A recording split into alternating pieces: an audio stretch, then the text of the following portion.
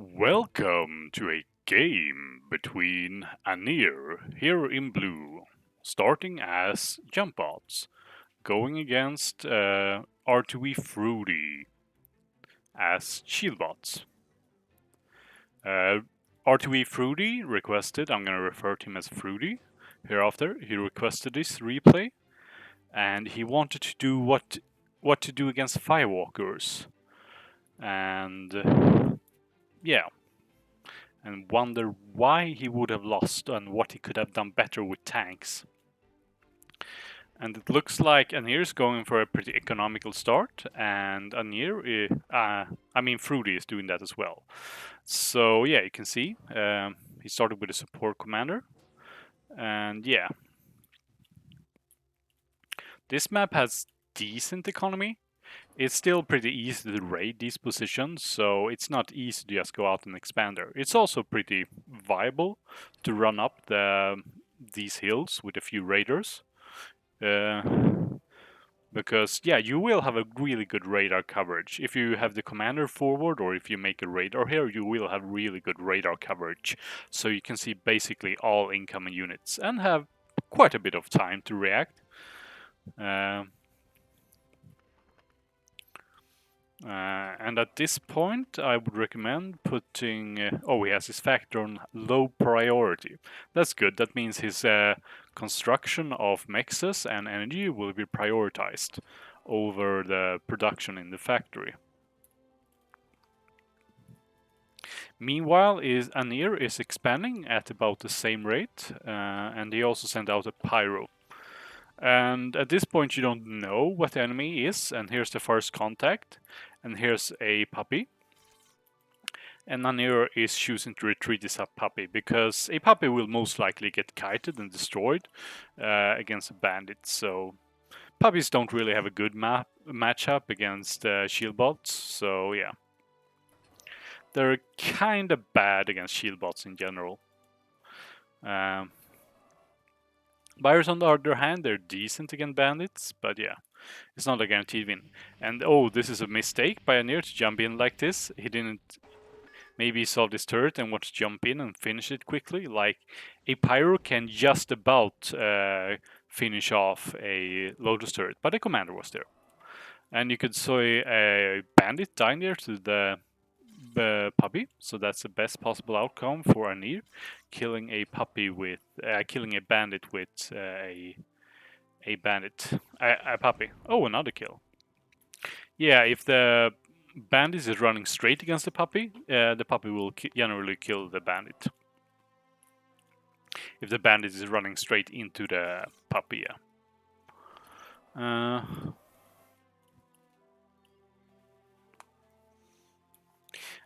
This is 2 radars. You really need 1 radar there and 1 radar there.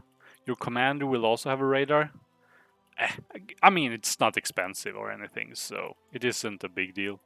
Having 2 radars here means you can also morph this radar later on to scout the enemy base. So having an extra radar to be able to scout the enemy is pretty nice. You can just morph it and set the move command with the radar tower, and you will scout out the base pretty easily. And you can see here the pyro coming in, and 4 bandits should defeat a pyro, but not if they win 1 by 1. I mean, the pyro should be able to retreat and repair, although it still loses a bit of HP to bandits, so it's not a free kill or anything. And it looks like Frody is being pretty defensive in the middle. Yeah. Killing off that Piggott is pretty nice, since you have more HP and a little bit longer range. Let's see here, you have like, yeah, a little longer range, I think. Yeah, 330. It's nice to go in and just kill off the enemy. You have the same range. But yeah, it's nice to be able to go in and kill off the Piggott and then retreat behind your Lotus turrets, which is pretty nice. In this position, Piggotts like to attack the commander automatically. So when you're building the Piggott, you want to change the target to the Piggott instead. That way you will kill the picket instead of shooting at the commander. And yeah, even though you have 50% more, what do you call it? Build power, you're kind of falling behind in this picket war in the middle. And you're kind of bunching up here, but you still kill a pyro and you run into the fire. Oh, those 3 are probably gonna die now. Yeah, so getting behind in the picket war is kind of bad. Even though we had a support commander that builds 50% faster than the recon commander. Yeah, because your pickets was firing at his commander instead of the enemy pickets. Yeah, rtwfroody won that picket fight, and he could kill your Lotus turrets for free, basically. Well, not really for free, but... On the other hand, if you use thugs or even rogues, pickets aren't that great against shield bots, really. At this point, yeah, the enemy has let you expand a lot, which is interesting.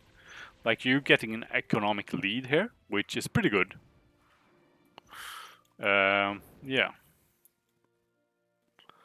And rolling out some rogues against Lotus turrets is gonna give the shield bot player, I mean the jump bot player, a lot of trouble.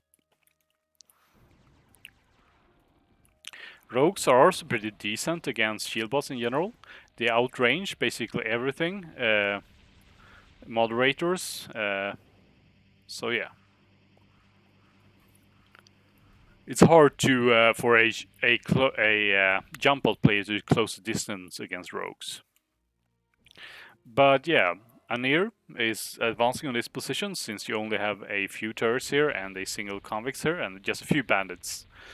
If you had been a bit more careful, you would have pulled back these bandits that were over here and defended together with the Lotus turret. That way you would have done more damage to these pyros and probably killed like one of them, or maybe even 2. It depended what Anir would have done with his commander. So yeah, here comes some moderators, and the rogues are gonna kite them pretty well. It's like they have a lot more range. They're about as fast, I think. Yeah, they have the same speed. So rogues can basically kite moderates forever. They're not gonna hit a lot, but on the other hand, they're not gonna get hit either. So unless maybe if you're running into a placeholder, can be risky. But still, you are still outranging the placeholder as well. So yeah, rogues have a pretty good matchup in this game. Your thugs, on the other hand, not that great. It can be tricky for pyres to punch through the shield in a position like this. And a Felon, yeah, Felon is also pretty hard to deal with for the jump bots because it has about the same range as moderators.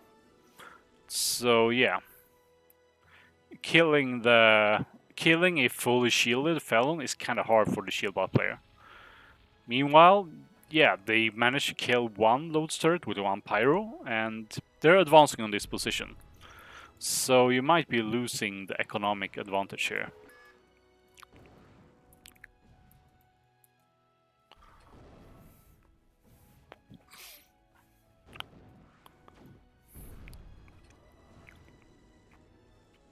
So this Felon is doing a lot of work. Some of the thugs are dying. But yeah, your Felon, as long as it has some shield power, it should be pretty good. What you should fear is like Jacks and stuff, because then your Felon will drain, and then enemy can follow up with like placeholders and pyros. I mean, moderators and pyros. Oh, I should activate the attrition widget. This might be a dicey situation to use since this Jack is coming in right now. Let's see how it goes. Yeah. Now you probably need to run. Oh, and that was a good jump by Anir. He gets right on top, and you don't really react with the Felon, so the Felon goes down, like the first unit. So yeah, that was a really good Jack for him. If you had reacted faster and retreated immediately as you saw the Jack, you probably would have kept most of your units alive. And yeah, Anir is also doing some raiding there with some pyros, killing a Lotus turret. Let me get that attrition with it.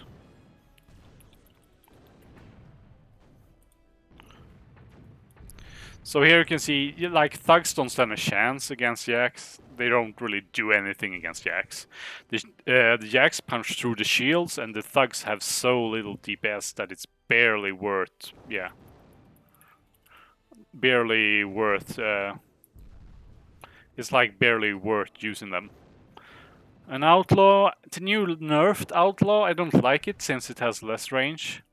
Oh, it looks like Anir lost his 2 pyros down there. Since the Outlaw has less damage at range, it's harder to slow the Jacks now, as well as pyros. So yeah, I'm not sure if it's worthwhile to build. Maybe having 1 Outlaw could be nice, but otherwise I'm not really sure. Yeah, we look at like metal produce. Oh, you're getting your commander stuck here when there's 2 Jacks around. That's kind of dangerous. Yeah. This commander might just go down now. Yeah, you have to be really careful when the enemy has Jacks where you use and put your commanders. So that's a pretty big blow to your economy. Losing the commander there. And that was arguably completely unnecessary. Like, if the enemy has placeholders and moderators and jacks, you really want to be careful with how far forward your commander is. Especially if you're a support commander, because it's slow. If you have a recon commander, you can, like, jump out of the way, but yeah. I see have you made some Racketeer, and Racketeers do pretty well against jacks. And yeah, keeping a Firewalker disarmed when it's behind units is pretty hard. So it's not something I would rely on. Like, they don't have much range advantage. This unit has 940 range, the Firewalker has 900 range. So you can't rely on Racketeers to keep you keep this Firewalker disarmed. However, making an Aspis shield really helps a lot. Because when you're having an Aspis shield, yeah, the Firewalker will hit the outer edge of the shield, and you can choose to retreat and not walk into the flames. Felons, I mean, if you don't advance with Felons, you can see the Felons just blocking the fire over there, and then it escaped unharmed. Like, the fire will hit the shield of the Felon, but it won't damage anything as long as you're not walking into the fire. So Felons are also decent against that. Oh, and this is gonna be a bad fight for Anir, I think. Yeah. The Felon is decently healthy, but also you're getting kinda stuck here. If the shield goes down and you start burning, yeah, you could take a lot of damage. And then it's a question, when an enemy has placeholder, do you retreat or do you try to save the units that are left behind? Oh, and here comes a Jack. So it looks like it's a really good combination of placeholders and Jack that is making keeping Anir afloat, so to speak. But you get that one. Now that your shields are low, yeah, I think you should definitely retreat. When there are 2 Firewalkers, they're gonna burn you pretty badly. Like, going up, even though, yeah, there's a commander there, yeah, you couldn't go up against that. You would die when the Felons are drained. If the Felons were fully healthy, yeah, you could maybe go up against the hill there. But killing off this expansion on this other side, yeah, that's a good trade. When, like, you just retreat the shard, researchers, and you get this expansion. So yeah. Oh, you lost a Felon there. That was kind of necessary. This army is kind of too small. It's also getting birthed because you're advancing into the Firewalkers. And you're not really paying enough attention to the Stinger. So that's, yeah, you want to be really careful how you advance against the Firewalkers. And also, yeah, Firewalkers are kind of problematic. If you get a good big shield wall, yeah, you can get an Aspid shield and that will protect your shield pretty much until it gets drained. and then you can just advance a bit slowly and try to avoid the fires that's ahead of you, and you can advance just fine against that. You was a bit unattentive there and put 2 thugs too close to these turrets. But still, you're still doing pretty good. Like, the enemy is coming back in some sense. So you can see you were ahead because you had stayed even in kills, and you had also produced and used more metal there. But now it's kind of turning around. I'm not sure if I should recommend. Like, you can get bombers, but bombers are also like susceptible to moderators. If the enemy has a lot of moderators with the firewalkers, it can be hard to bomb firewalkers cost effectively. And also, they can also add puppies around the firewalkers to kill bombers that tries to kill them. So while most players don't use this too much, you can still use them maybe against Anir. He's a pretty good player now, so maybe he knows about it. So I wouldn't exactly recommend bombers, but yeah, it could work against lower skilled players. Like, you just get a few bombers, you wait until the moderators and puppies are out of position, and then you just go in and kill the firewalker. And then you can advance quite freely with your shield ball. So yeah. Maybe a tank factory is a better choice, but I don't see any point in building this here. You don't have any build power here. Why not just build a factory up here? It's not much further distance. So yeah, I don't see any point in building the tank factory here. Like, most tank factories or tank units are relatively fast, even the artillery, so there's not much reason to build a frontline tank factory. And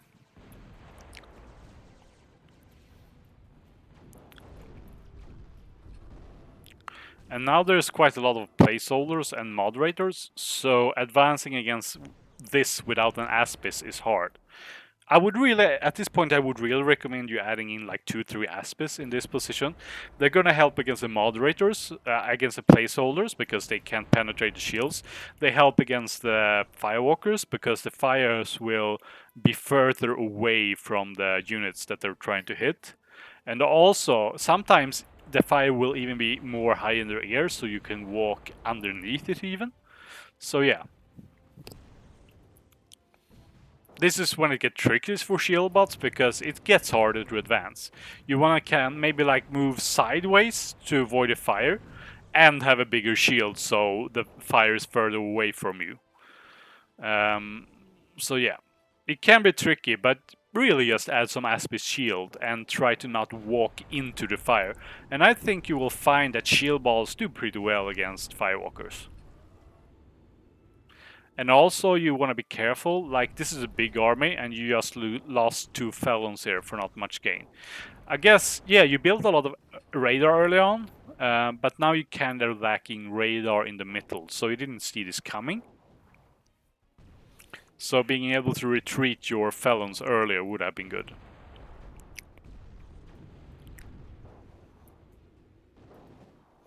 Yeah, so if you're gonna use this army to advance against 3 firewalkers, you're gonna take a lot of damage. Even if you have a shield going straight against the firewalkers, it's kind of damaging, like an Aspis big shield. But yeah, if you have an aspect shields and like watch the fire, you can pay attention. Like, you see the fire pop like here, and then you go here, and then the next fire comes here, and you go here. So you can kinda avoid the fires, although it can be hard to catch up to the firewalkers, so it depends.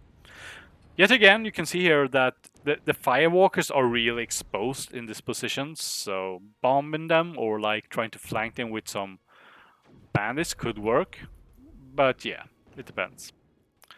Like, you can argue that an emissary is a much better high-level counter to firewalkers, because it has longer range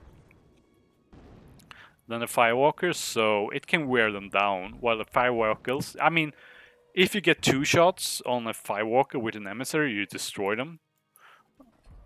So actually, through 3. Okay, well, if they have taken any splash damage, it's just 2 shots.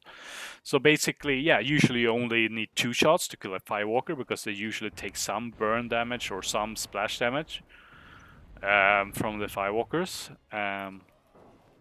from the emissaries.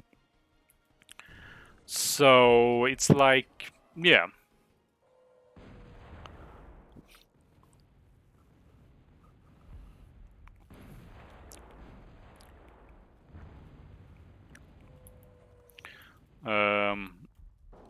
So I would say emissaries is a decent counter behind a shield ball.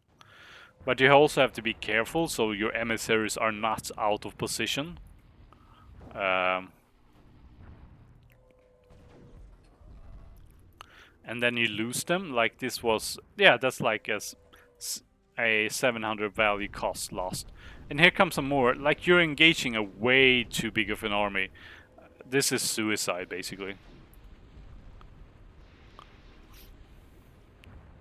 You can see your emissary is doing damage behind this one. Yeah, you were facing a Juggernaut. Could this army take out the Juggernaut? Juggernaut is tricky in some sense for the shield wall. They're also really good against the shield wall because the pool goes through shields. But on the other hand, if you have enough felons and enough shields and thugs and aspis, you can just DPS down the Juggernaut. But then also adding in Jax together with the Juggernaut, yeah, that's a decent, pretty hard combo to like break for the shield wall if you get cashed out. Maybe the best option is to try and retreat and DPS down the Juggernaut or the Jax. Go in every now and then. But yeah, it requires like you need to know what you want to achieve when you're engaging. Like these engagements over here was bad for you because you weren't paying enough attention and you were just suiciding units in. If you have a big shield ball, yeah, you can do that. You lose a few units, these emissaries kill, but yeah, most of your shield will also stay alive and you won't lose many units against this composition. This only has the moderators doing damage. The placeholders, yeah, they don't do actual damage.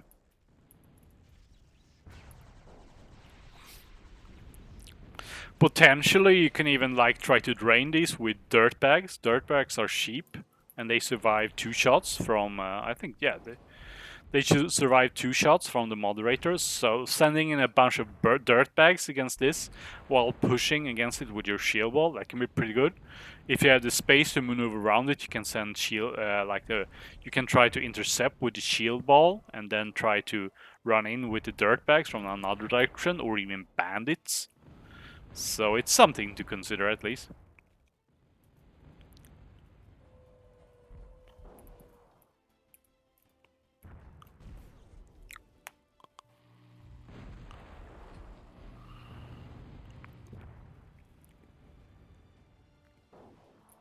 So at this point your attrition is starting to look pretty bad, and you're falling way behind in total value because of it.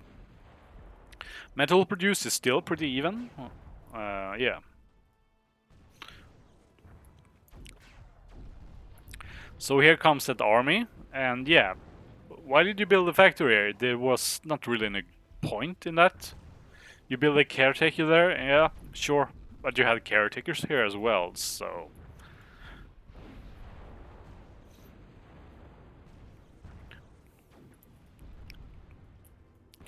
I wouldn't really recommend frontline factories. Like, maybe if you have build some extra build power at the front. And, oh, this is a suicide from Anir, I guess. What a bad engagement for Anir. Yeah, that's the thing. If you get a good shield wall rolling, it's gonna be hard to stop it. Like, if you don't have enough to kill it here. Let's see how this Thunderbird does. Yeah, it gets destroyed by these felons. Your felons are a bit trained, but these Scorchers are also going uphill, so that's a bad engagement for them. It should be. Ah, they just managed to punch through when all the felons are drained. And also these jacks. Yeah. Why is the felon standing still here? Yeah, I don't know.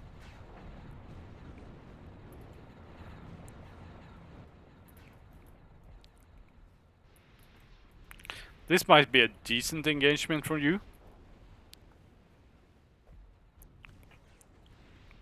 Yeah, you're gonna finish off this little contingency of moderators and placeholders. Um, so yeah, I guess one thing that's kind of hard, like you lost the outlaw early when it was out of the shield, go attacking a jack. Having the outlaw there would have helped a lot against these scorchers. They wouldn't have done. They would have done very little if you had the outlaw alive there. But keeping it alive, the outlaw alive can be tricky. Um Potentially, like you generally just want to stay back in most situations, unless you're like hunting for like mines or something, like roaches that are cloaked or something. Then you would want to put it in front. But otherwise, I would suggest if you have an outlaw, you could change the selection priority, and then you just guard it towards to a unit, and it will trail behind naturally behind these other units, and you won't accidentally select it. And here you're not really paying attention again. You're losing this felon while you're trying to push this upper position. And yeah, you can see the skill of Anir coming in here. He's being able to multitask and choose where to engage with his Thunderbirds all over the place. Yeah. You still managed to finish off these fencers though. They were a bit over committed, overexposed. Or like, yeah. Fencer is kind of a weird choice in this situation. You have been building a shield wall all game long, and fencers are really bad against thugs. They're also kind of bad against emissaries because fencers have to stand still against the shield wall, and if they're standing still, they're also gonna get hit by the emissary real easily. Yet again, you're losing another artillery here. I'm not sure. You don't have AI on. The AI on these can be kind of annoying on the emissaries. But yeah, you don't want to be losing emissaries in this position. Like you might lose another one here. Like yeah, it's very exposed. This is it's a frontline emissary. Like I mean, a frontline emissary can do work, but if the enemy sends some raiders or you just take some extra damage from the firewalker, it's not too nice.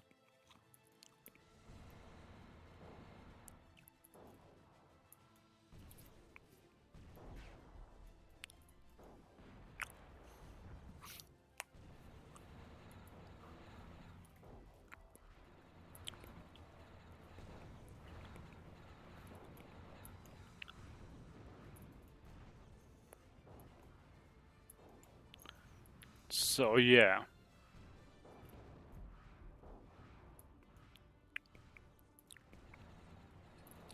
Poor outlaw.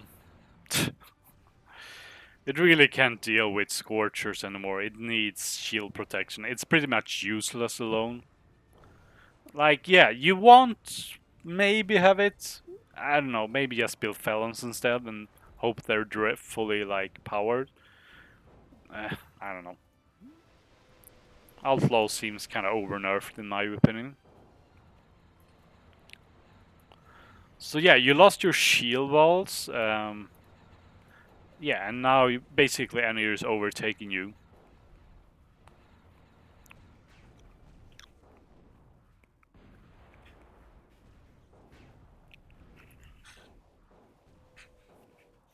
You can also discuss the choice of Ogre. Like, technically, moderators are really good against the tank factory. They counter basically everything except maybe Cyclops, and Emissary, and Tremor. But otherwise, yeah, you can even against the Cyclops, you don't want to get overrun by. You can't just drive straight into a bunch of uh, against a bunch of moderators and expect a Cyclops to do good. Uh, so yeah, I'm not gonna say that a tank factor is a wrong choice in this situation. You want to kill, uh, like if you get a good line, a good shield wall, and you get some emissaries behind that, it's gonna be really hard for the shield bot player to deal with that. Yeah. So yeah, if we look here, yeah, metal produced, you was ahead early because yeah, Anir let you have a lot of expansion there.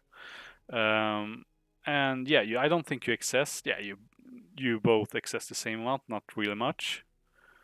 Both similar economy. In the end, Anir got ahead in overdrive, but yeah, not much. But yeah, you can see the value killed here. That you really lost out to the value kill there when you lost your shield balls. Really, I would just add in one or two aspect shields when you're fighting firewalkers.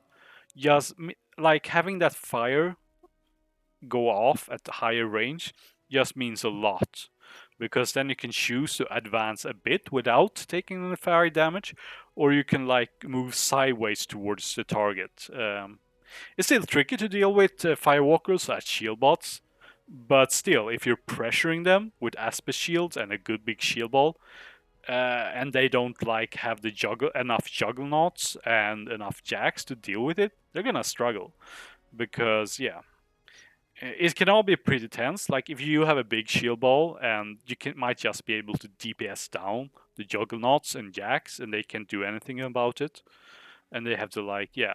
But on the other hand, if yeah, basically have to be careful about, you want to defeat the enemy in detail, meaning you want to outnumber the enemy and just use the Felon and just kill stuff. And then if you see a big ball of stuff coming towards you, you want to be careful with how you engage that. Yeah, you don't want to like lose all two Felons to a bunch of yeah, I mean Felons do pretty well against moderators even if they're alone, but you don't want to go in and lose your Felon to a Jack when your Felon is drained. So uh, yeah. And tanks, emissary behind the shield wall, it's a good idea. Building it in this forward position, I don't really see the point of it. Just build it next to your caretakers. Even the artillery in tanks are fast. You don't gain much by building it here. They can just drive around the ramp, and that's easy enough. So yeah, those are my tips for you. Good luck and have fun.